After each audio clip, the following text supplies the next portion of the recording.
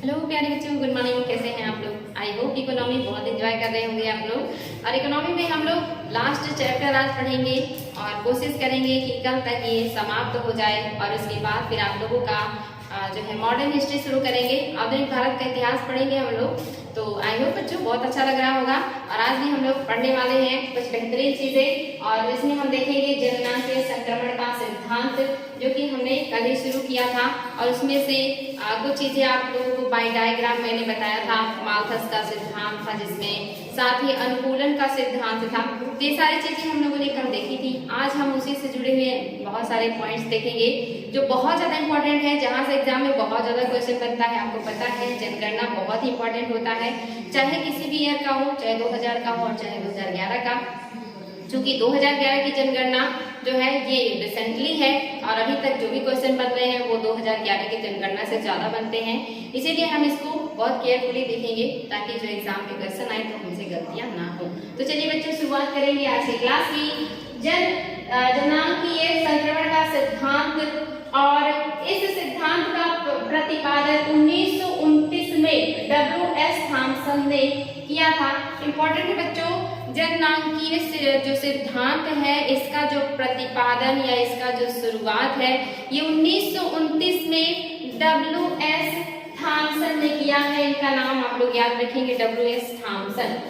1929 में किया है इन्होंने ये चीज। और लेकिन व्यवस्थित और वैज्ञानिक रूप, यानी कि इसको व्यवस्थित और वैज्ञानिक रूप किसने दिया है, ये ना मोस्ट इम्पोर्टेंट है। ये है फ्रैंक नोटेस्टीन, इनका नाम याद रखेंगे।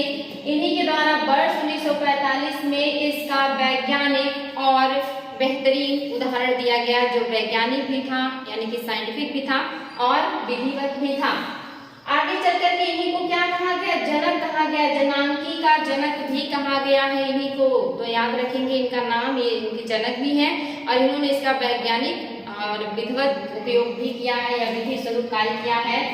आगे बच्चों, जननांगीय संक्रमण के अंतर्गत भिन्न दो चरणों को जो है भिन्न यानी कि चरणों में परिभाषित किया गया है। जो जननांगीय संक्रमण है इसको भिन्न चरणों में बांटा गया है। कुछ विद्वान इसको कहते हैं कि ये 2 चरणों में बंटा है, कुछ विद्वान इसको जो है 4 चरणों में बांटते हैं, कुछ 5 चरणों की बात भी करते हैं कि जो जननांगीय संक्रमण है इसको जो है 2, 4 और 5 चरणों में बांटने का प्रयास करते हैं।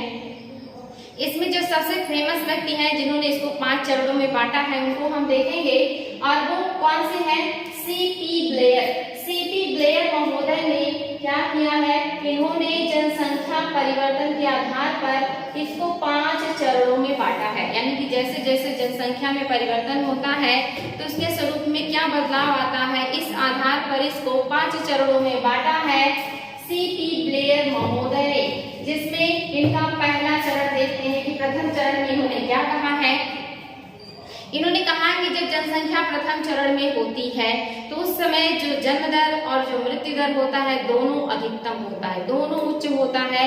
और ऐसे में जब दोनों उच्च होगा तो दोनों एक दूसरे को बैलेंस करते रहते हैं, यानी कि जन्म बहुत ज्यादा हो रहा है लेकिन मृत्यु भी उसी रेशियो में बहुत तेजी से हो रहा है। इसका मतलब जो जनसंख्या है वो अपने आप में स्थिर है, एक दूसरे को बैलेंस कर रहे हैं, कोई भी चीज बढ़ नहीं रहा है। और जब जनसंख्या नहीं बढ़ेगा तो सब कुछ ठीक रहता है, लेकिन बहुत ज्यादा मृत्यु क्यों होती है, तो बहुत ज्यादा मृत्यु होने का कारण होता है अशिक्षा। और इसके अलावा आप देखेंगे कि जन जागरूकता की कमी, साथ ही रूढ़िवादी सोच, जो परंपरागत हमारा समाज है, इन सभी के कारण जो लोगों की मृत्यु का दर है ये ज्यादा रहता है। साथ ही स्वास्थ्य सुविधाओं का अभाव, अगर ये सारी चीजें हैं तो मृत्यु दर अधिक होता है। शुरुआती दौर में भारत में इस तरह की स्थिति पाई जाती थी, खास करके 1921 के पहले भारत में भी मृत्यु दर बहुत ज्यादा होता था, क्योंकि उस समय बीमारियों से जो है ठीक होने के लिए चिकित्सा सुविधा का बहुत ज्यादा अभाव था, देश बहुत गरीबी में था, शिक्षा का अभाव था, रूढ़िवादी समाज था, परंपरागत समाज था। तो इन सारी चीजों की वजह से मृत्यु दर भारत का भी बहुत ज्यादा था 1921 के पहले। इसको कहा जाता है प्रथम चरण। और जब द्वितीय चरण आता है तो इसमें अर्थव्यवस्था तेजी से विकास करना शुरू कर देता है, और जब अर्थव्यवस्था तेजी से विकास करेगा तो जाहिर सी बात है स्वास्थ्य सुविधाओं की भी व्यवस्था होगी और भी चीजें बेहतर होंगी, और फिर जो जन्म दर दर है ये तेजी से बढ़ेगा, लेकिन जो मृत्यु दर है ये इसमें कमी आना शुरू हो जाएगा, क्योंकि अब लोगों के पास चीजों की व्यवस्था होने लगेगी, स्वास्थ्य सुविधाओं की उपलब्धता होने लगेगी। तो ऐसे में जो मृत्यु दर है उसका रेशियो कम होगा, लेकिन जो जन्म दर है ये तेजी से बढ़ता है। तो इम्पोर्टेंट बच्चों, दूसरे चरण में क्या होता है, तो दूसरे चरण में इस अवस्था में अर्थव्यवस्था जो है विकास की गति पकड़ लेती है, क्योंकि स्वास्थ्य सुविधाएं विकसित हो जाती हैं, गरीबी व बेरोजगारी कम होने लगता है, परिणाम स्वरूप मृत्यु दर काफी कम हो जाता है, जबकि जन्म दर निम्न बनी रहती है। यानी कि जो मृत्यु दर है वो काफी कम हो गया है, लेकिन जो जन्म दर है ये बनी हुई है, जिसके कारण इस चरण में जनसंख्या काफी तेजी से बढ़ता है। यानी कि जन्म दर पहले के जैसे ही बना हुआ है, यानी कि उच्च बना हुआ है। यहाँ पर उच्च करेंगे बच्चों, पहले के जैसे ही बना हुआ है, यानी कि उच्च है, उच्च बना हुआ है, जिसके कारण जनसंख्या दर जो है ये काफी तेजी से बढ़ता है और फिर आगे चल करके जनसंख्या विस्फोट होता है। यानी कि दूसरे चरण में जब जनसंख्या पहुंचती है तो बेरोजगारी खत्म हो जाता है, शिक्षा की व्यवस्था हो जाती है, साथ ही चिकित्सा सुविधा की व्यवस्था हो जाती है। तो ऐसे में जो जन्म दर है ये तो बढ़ता ही रहता है, या जन्म दर जो है ये बना हुआ है अपने पूर्ववत अवस्था में, लेकिन जो मृत्यु दर है इसका रेशियो घट जाता है और जिससे जनसंख्या बहुत तेजी से बढ़ने लगता है। इसको कहा जाता है जनसंख्या विस्फोट। और ऐसी स्थिति भारत में आप देखेंगे कि 1961 से 71 के बीच में पाया गया था, जहां जनसंख्या वृद्धि दर बहुत तीव्र था। यह सबसे तीव्रतर स्तर पर था, 24.88 पॉइंट उस समय जनसंख्या वृद्धि दर था। तो ऐसी स्थिति दूसरे चरण में आती है। ये किसका कहना है, ये है सीपी ब्लेयर का कहना।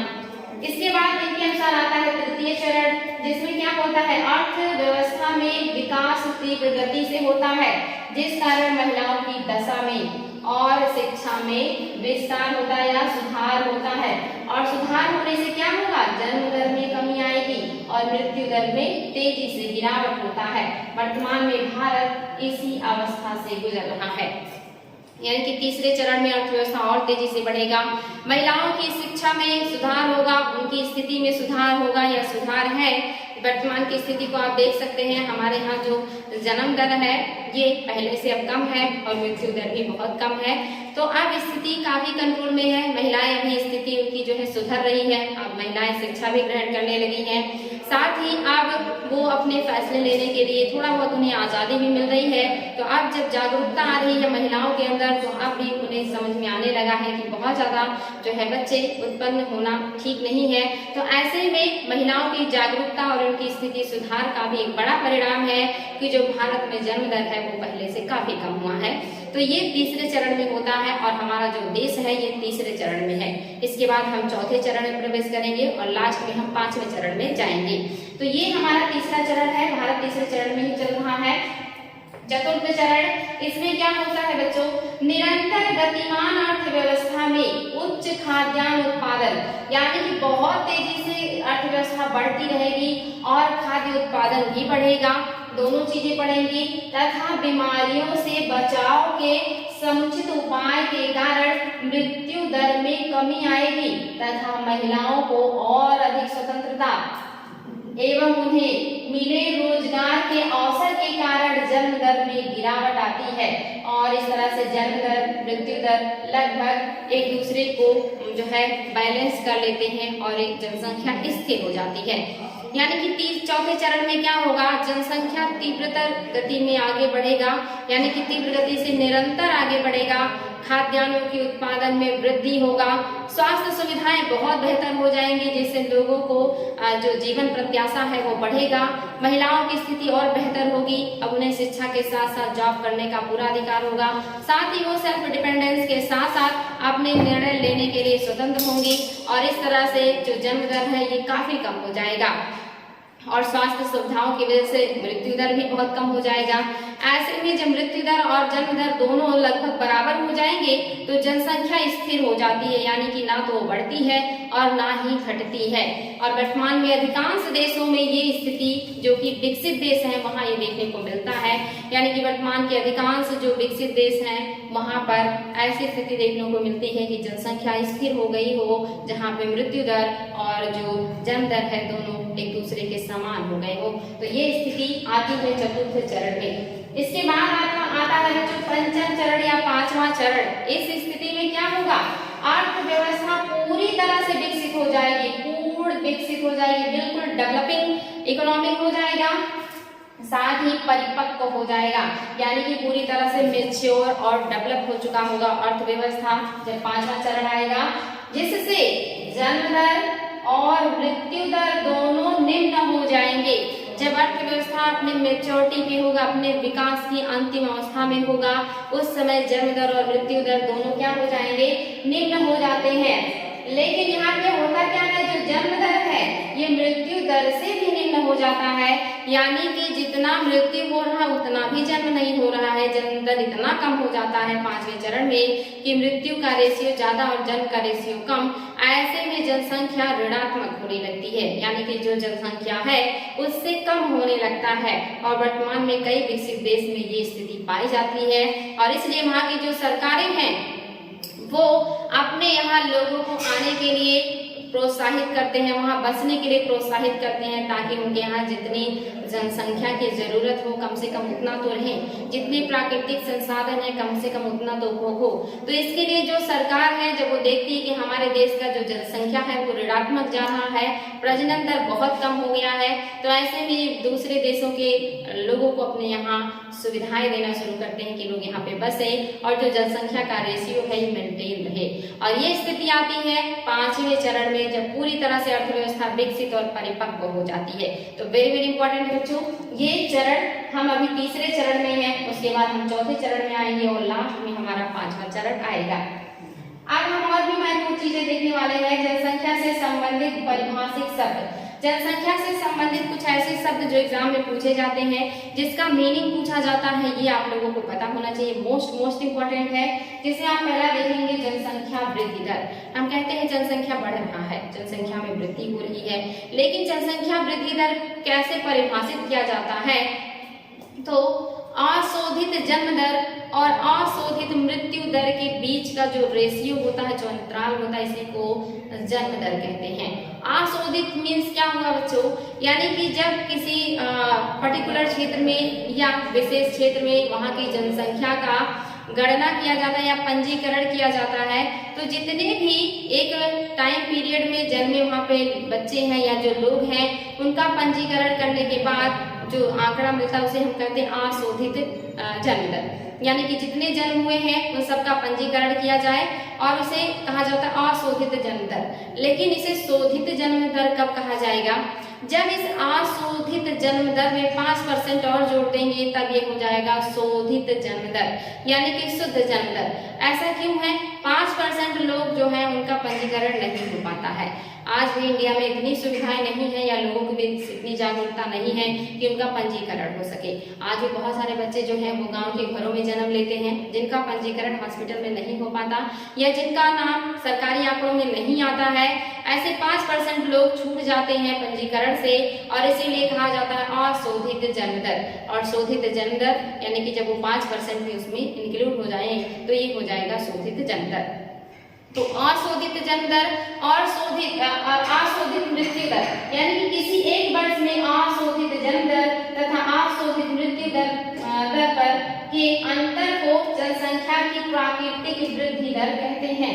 अर्थात किसी क्षेत्र विशेष में जनसंख्या में हुए औसत वार्षिक प्रतिशत परिवर्तन को जनसंख्या वृद्धि दर कहते हैं। दो तरह से आप कह सकते हैं, या तो कहें कि अशोधित और जन्म दर और अशोधित मृत्यु दर के बीच का जो अंतर है ये जनसंख्या दर है, या ये कह सकते हैं कि एक विशेष समयावधि में किसी क्षेत्र में जो जनसंख्या में औसत वार्षिक प्रतिशत में परिवर्तन आता है उसे जन्म दर कहते हैं। तो इस तरह से दो उदाहरण है बच्चों, दोनों से आप इसे सीख सकते हैं, समझ सकते हैं। नेक्स्ट जो वर्ड है लिंगानुपात। लिंगानुपात बहुत ज्यादा चर्चा में रहता है। भारत का लिंगानुपात आपको याद होना चाहिए कि 2011 की जनगणना के अनुसार 1000 पुरुषों पर 943 महिलाएं हैं, यानी कि 1000 पुरुष की तुलना में कितनी महिलाओं की संख्या है, इसी को कहा जाता है लिंगानुपात। क्योंकि वैसे तो माना जाए तो 2 ही लिंग होते हैं, एक मेल और एक फीमेल। हालांकि एक तीसरा जेंडर भी है जिसे जो तीसरे श्रेणी में रखा जाता है, लेकिन ज्यादातर जो जनसंख्या है ये इन्हीं 2 श्रेणियों से या इन्हीं 2 लिंग से बनी हुई है, और इन्हीं दोनों लिंग के बीच के अनुपात को ही लिंगानुपात कहते हैं कि 1000 पुरुष हैं तो उनकी अपेक्षा कितनी महिलाएं हैं। अगर 1000 पुरुष और 1000 महिलाएं हैं तो लिंगानुपात अच्छा है, अगर इससे ज्यादा है तो और अच्छा है, लेकिन अगर कम है तो माना जाता है लिंगानुपात कम है। और भारत का जो लिंगानुपात है आज भी कम है, 2011 के अनुसार 943 महिलाएं हैं 1000 पुरुष के अपेक्षा। तो इसी को कहते हैं लिंगानुपात। वही यहाँ पे लिखा है किसी दिए हुए भौगोलिक क्षेत्र में प्रति 1000 पुरुषों की संख्या को लिंगानुपात कहते हैं, या प्रति 1000 पुरुषों की संख्या पर जो महिलाओं की संख्या है उसे लिंगानुपात कहते हैं। भारत का लिंगानुपात याद रखेंगे आप लोग।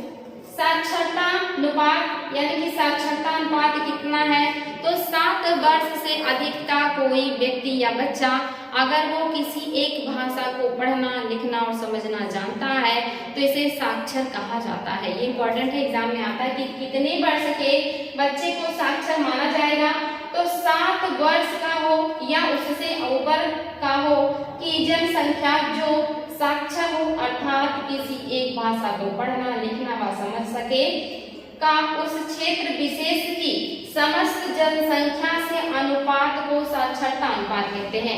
यानी कि किसी क्षेत्र विशेष में जितनी जनसंख्या यानी कि टोटल जनसंख्या में से 7 वर्ष या उससे अधिक के वे लोग जो कोई एक भाषा लिखना पढ़ना और समझना जानते हैं उन्हें जो है साक्षर कहा जाएगा।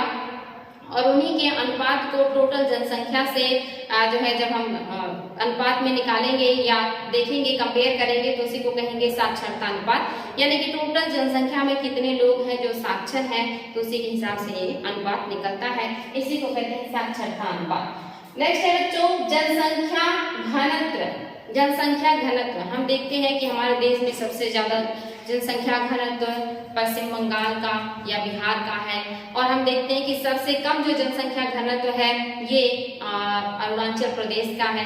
तो क्या है जनसंख्या घनत्व, कैसे हम इसे डिफाइन करते हैं, तो एक जो है इकाई या इसके लिए हम कौन सा वर्ड लेंगे, प्रति इकाई। जनसंख्या के घनत्व को प्रति इकाई क्षेत्र में व्यक्तियों की संख्या द्वारा अभिव्यक्त किया जाता है, अर्थात प्रति वर्ग किलोमीटर में रहने वाले लोगों की संख्या जनसंख्या घनत्व कहलाती है। यानी कि प्रति वर्ग किलोमीटर में कितने लोग रहते हैं उन्हीं की जनसंख्या को जब हम काउंट करते हैं तो हमें पता चलता है कि 1 वर्ग किलोमीटर में कितनी जनसंख्या है, वही हमारा जनसंख्या घनत्व होता है। भारत में जनसंख्या घनत्व 2011 के अनुसार याद रखेंगे बच्चों 382 है, और लिंगानुपात जो है ये 943 है। ये चीजें याद रखेंगे कि और साक्षरता में किसे लेंगे जो 7 वर्ष का हो या इससे अधिक हो उसे साक्षर वाले श्रेणी में शामिल किया जाएगा। तो इम्पोर्टेंट है बच्चों, ध्यान देंगे कि जो हमारे यहाँ जनसंख्या घनत्व है वो 382 प्रति वर्ग किलोमीटर है। कैसे निकालते हैं जनसंख्या, और आप देख रहे हैं कुल जनसंख्या बट्टे में कुल क्षेत्रफल से जब भाग देते हैं तो हमें पता चल जाता है कि हमारा जनसंख्या घनत्व कितना है। नेक्स्ट है आश्रितानुपात। आश्रितानुपात में होता है कि टोटल जनसंख्या का कितनी जनसंख्या है जो काम करने योग्य नहीं है और वो दूसरों पर आश्रित है या निर्भर है। तो आप देखेंगे 14 वर्ष से कम आयु के बच्चे और 60 वर्ष से अधिक आयु के वृद्ध व्यक्ति को आश्रिता अनुपात कहा जाता है। यानी कि वो अन्य जो आप देखेंगे भारत में 15 वर्ष से लेकर के 59 वर्ष के लोगों को कार्यशील जनसंख्या कहा जाता है कि ये कार्य करने के योग्य हैं, इनसे कार्य लिया जा सकता है। और जो 14 वर्ष से कम के हैं वो, और जो 60 वर्ष से अधिक के हैं उन्हें कहा जाएगा कि वो बाकी की जनसंख्या पर आश्रित है, यानी कि उन्हें आश्रित जनसंख्या कहा जाएगा। यानी कि 14 वर्ष तक के बच्चे तथा 60 वर्ष से ऊपर के लोगों को आश्रित जनसंख्या में शामिल किया जाता है। कार्यशील व अकार्यशील जनसंख्या के बीच का अनुपात ही आश्रितता अनुपात होता है। यानी कि कार्यशील और अकार्यशील जो जनसंख्या है उनके बीच का जो अनुपात है इसे कहा जाएगा जो है आश्रितता अनुपात। तो इतना ही रहने देते हैं बच्चों, ताकि आप लोगों को बहुत ज्यादा बोझ ना पड़े। छोटा छोटा क्लास देखिए ताकि एंजॉय भी लगे, बोरियत ना हो और अच्छे से समझ में आए। बाकी चीजें हम दूसरे क्लास में डिस्कस करेंगे। Thank you.